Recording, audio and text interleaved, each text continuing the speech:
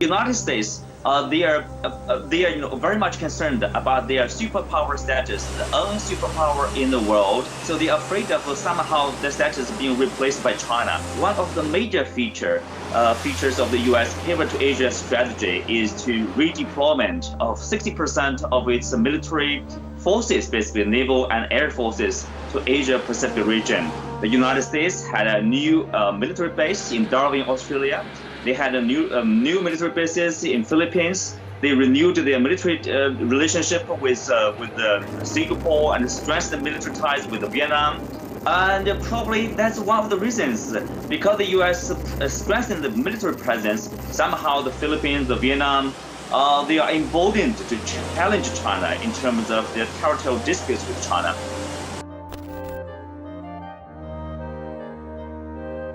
This video is going to be a little bit different, because in this video we are going to raise many why questions.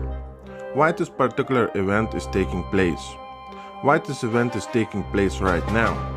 How this particular event is related to a big picture, I mean a big plan of the global agenda. I want to start with the YouTube. I am pretty sure that most of you already know that there is something wrong with YouTube. Recently, YouTube has updated its algorithm, which has more than 1 million lines of code. As always, YouTube is not disclosing what happened, and nobody knows what is really going on with YouTube. It looks like that YouTube has changed the method how videos are being distributed on YouTube. There are many people on YouTube who are saying the same thing, that their suggested video views has dropped from 30, 40 and sometimes 50%. Those views has dropped to below 1%. What is the real agenda behind YouTube changing its algorithm this way? Have you observed that on YouTube you see many old videos and you see less of new videos? Why YouTube is promoting old videos? One answer it could be that when something big will hit a fan, YouTube is getting ready to block off new videos. And YouTube will still be able to make advertising money from old videos. This is a perfect example of YouTube blocking a video which had some real truth in it.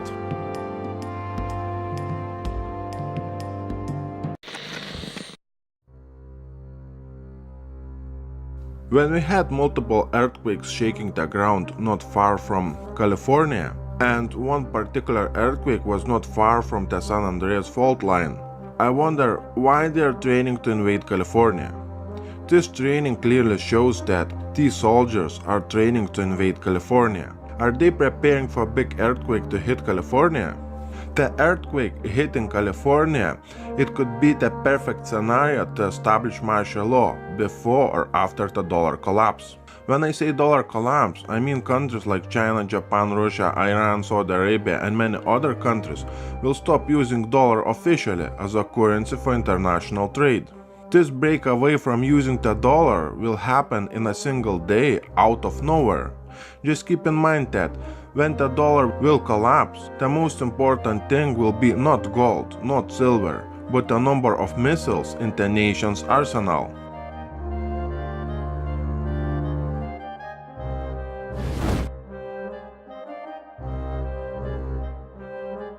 I was telling you many times in my previous videos that the global control system is collapsing. In fact, we live in the last days of the old global control system, and many governments around the world are preparing to become free from the old global control system.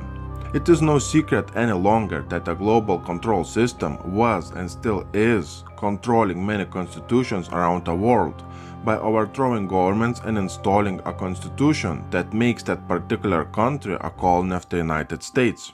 Why do you think that we have so many constitutional referendums coming in our world? There will be the most important constitutional referendum in Turkey, in Russia and in other countries. Then we had a constitutional referendums in Italy and in UK. If you look at those events as a single event, it will mean very little. But if you look at the big picture, these small puzzles represent a falling apart global control system. I like Gerald Celente saying, when everything else will fail, they'll take you to war.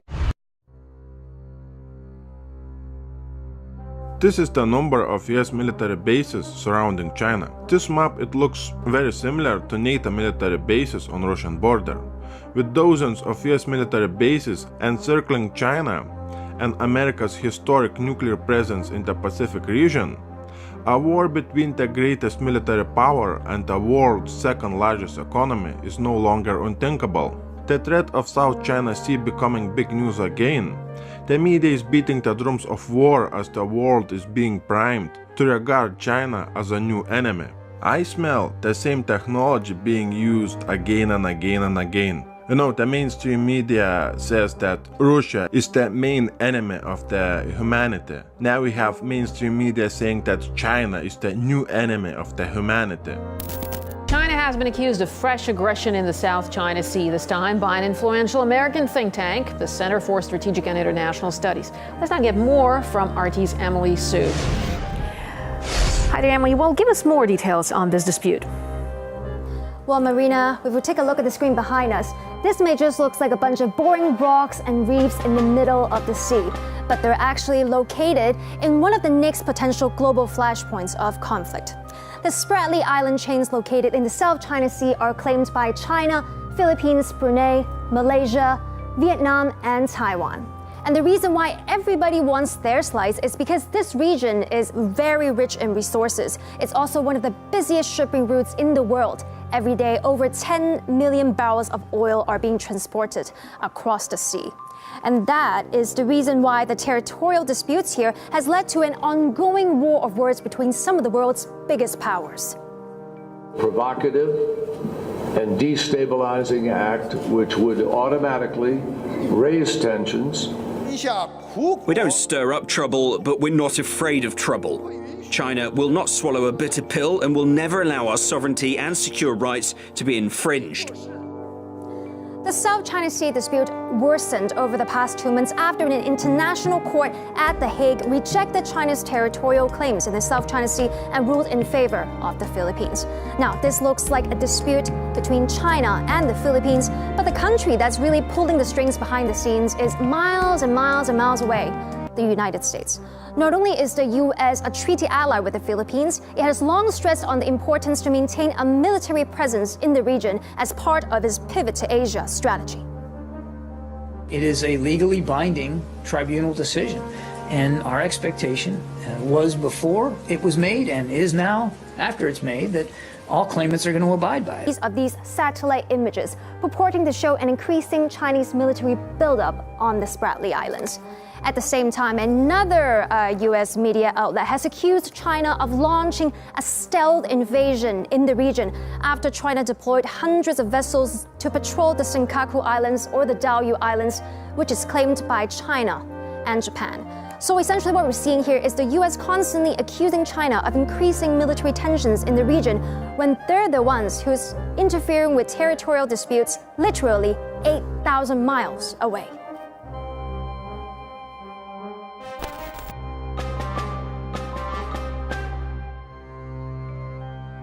South Korea has plunged into a political scandal that has engulfed the presidency of Park Geun-hye, as we've seen millions of protesters taking to the streets of South Korea. Lawmakers in South Korea have voted to impeach the president by a vote of 234 to 56, taking away her executive powers. A court will now decide whether she should be kicked out of the office. Why we have this event taking place in South Korea? The perfect example was Ukraine. Exactly the same thing happened in Ukraine. On top of that, the same technology was used to remove from power the president of Korea and to remove from power the president of Ukraine.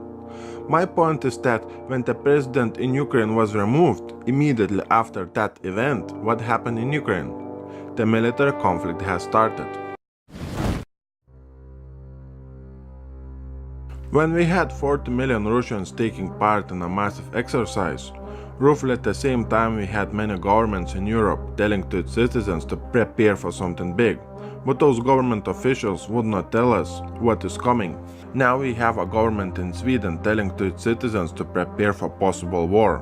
The Swedish government has told authorities to prepare civil defense infrastructure and procedures for possible war. The move was prompted by Sweden's return to the Cold War era total defense strategy. The instruction to ramp up preparedness for an armed conflict was sent to the security chiefs by the Civil Contingencies Agency, an authority operating under the Defense Ministry and tasked with civil protection, public safety, emergency management, and civil defense. This places a high demand on operational speed, decision-making, information sharing, crisis communication, crisis management, flexibility, robustness, and handling secret information. The instruction follows the revival of the total defense strategy, which states that defending the nation from foreign aggression should involve economic and civilian measures in addition to military measures. The decision announced was explained by a worsening international situation and increased uncertainty. Now we have a government in Japan saying that Japanese people should be prepared themselves for nuclear attack, and the government is giving an advice on what to do if Kim Jong-un will press the red button. In the event of nuclear war, citizens must go to nearest underground shopping malls. Japanese government is telling its citizens how to act in an event of a nuclear war. And here we have a manual how to act in the event of a nuclear war.